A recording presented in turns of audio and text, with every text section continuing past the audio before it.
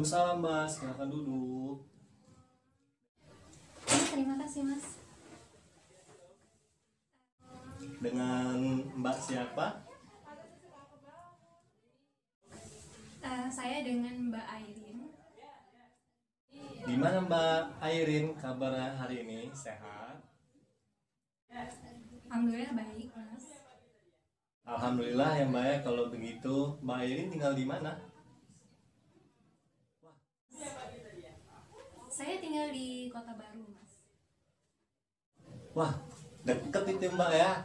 Mbak diantar atau naik ojek online nih? Tadi kesini naik Maxim.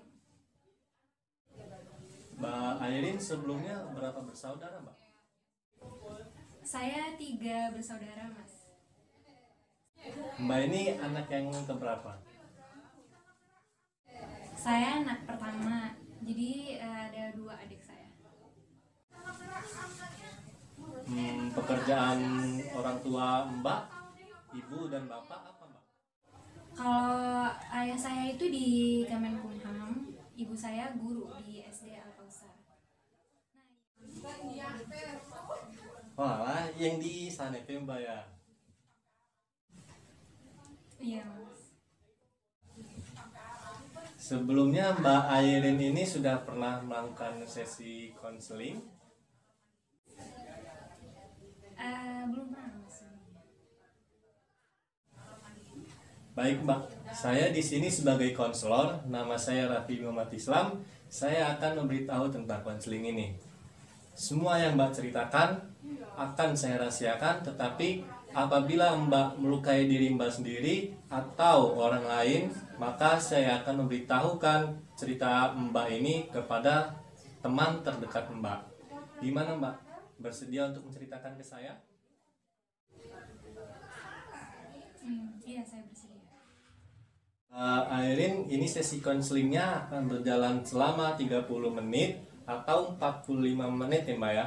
Jika Mbak mau ada keperluan atau terburu-buru dan masalahnya sudah selesai, maka boleh kita akhiri. Apakah Mbak Airin paham?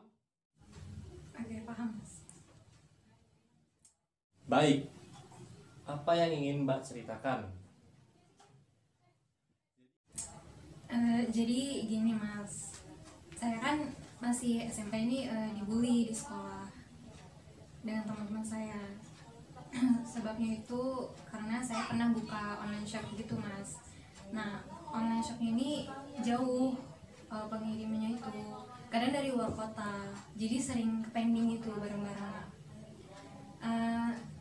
Sejak itu saya tidak lagi membuka online shop karena banyak teman-teman saya yang ngejudge itu. Nah, saya itu di sekolah itu dekat dengan 3 teman. Nah, salah satu dari mereka itu pacaran dengan sepupu saya, dan saya itu sering ikut mereka jalan bareng. Pernah sewaktu-waktu saya itu ke pusat perbelanjaan bertiga dengan teman saya dan sepupu saya ini. Kami duduklah. Saya lupa kalau tas saya ini masih di mobil. Langsung saya balik ke mobil untuk ngambil tas saya itu.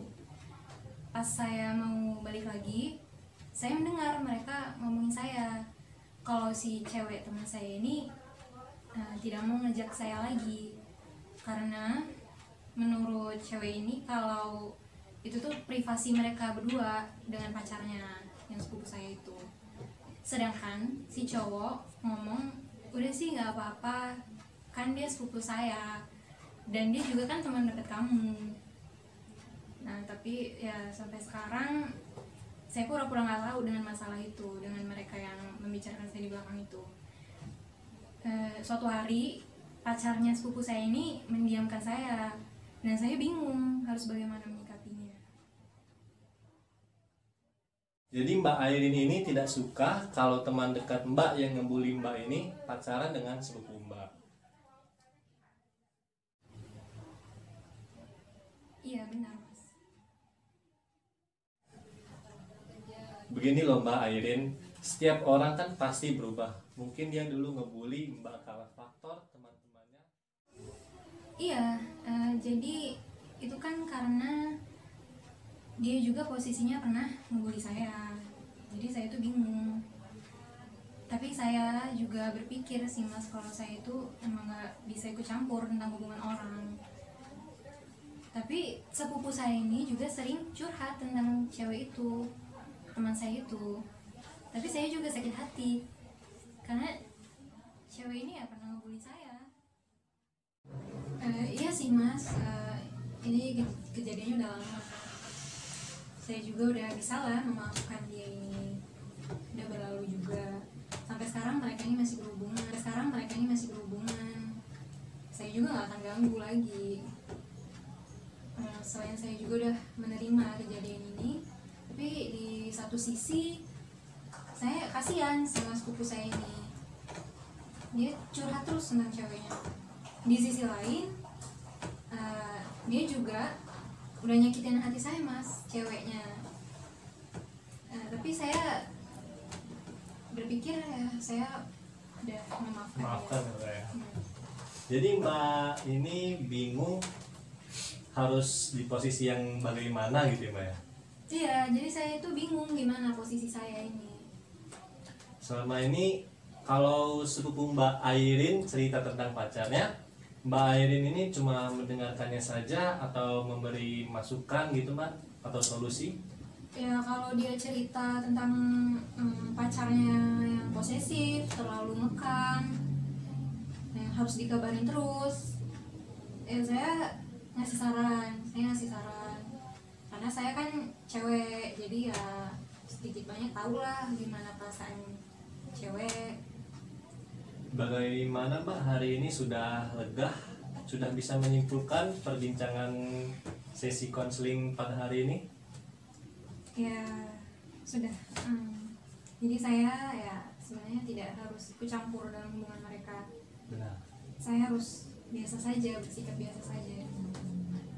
Gimana mbak Airin, sudah lega dengan sesi konseling ini?